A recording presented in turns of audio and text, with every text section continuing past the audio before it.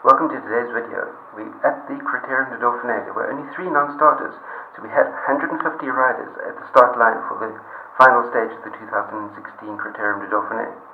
Oliver Nason of IM Cycling was the first but unsuccessful attacker, and after many skirmishes, some of them highlighting the ambitions of Stage 6 winner Thibaut Pinot to either double up his stage wins or at least defend his polka dot King of the Mountains jersey.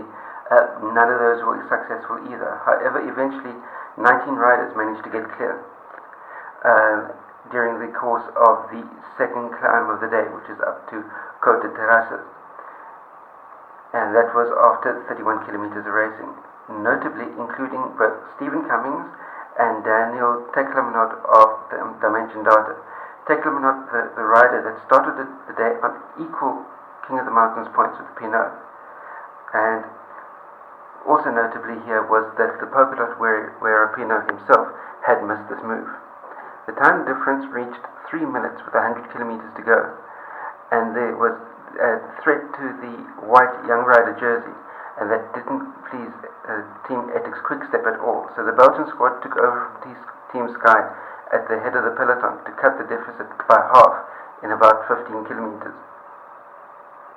Then, with about 60 kilometers to go, Cummings rode away solo as he approached the ascent of the first category called Moissaï, and he impressively increased his lead over the 9 riders behind him. The 35-year-old Englishman started climbing the Col de Noyer with more than a 5-minute advantage over the peloton led by Etixx Quickstep. At halfway into the ascent of the Col de Noyer, Alberto Contador of Tinkoff attacked twice, forcing Chris Froome to react. Romain Bardet and Richie Porte accompanied the 2 stars of the race. 12 riders, including the first 9 in the overall standings, were gathered together in a group behind Cummings, who claimed a very worthy solo victory at the summit finish. Dan Martin of Etixx Quickstep was the fastest of the remaining riders up at the top, just ahead of Romain Bardet.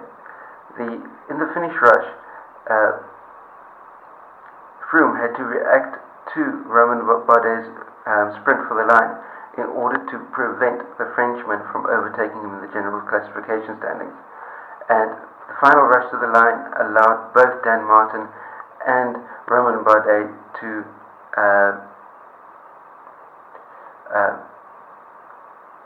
overtake Richie Porte and move him completely out of podium positions.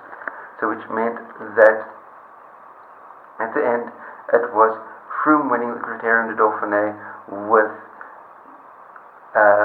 Romain Bardet in second and Dan Martin third. The important factor to note here is that you can say that Team Dimension Data had a superb Criterium du Dauphine and what's more, a superb final stage. You had Stephen Cummings of Dimension Data winning the stage. You had Edward Barsenhagen of Dimension Data winning the green points jersey, and you had Daniel Teclamanot of Team Dimension Data picking up the polka dot King of the Mountains jersey. So, superb all-round effort by the lads from Dimension Data, and thoroughly deserving of their place this year on the World Tour. That brings us to the conclusion of the reporting on the Criterium du Dauphine. And remember to, down below the screen, to like, share and subscribe. And don't forget to post any comments down below as well. And I'll see you for all the stages of the Tour de Suisse, and then later on again for the Tour de France. Until we meet again, stay carved up for the win. See you next time. Cheers.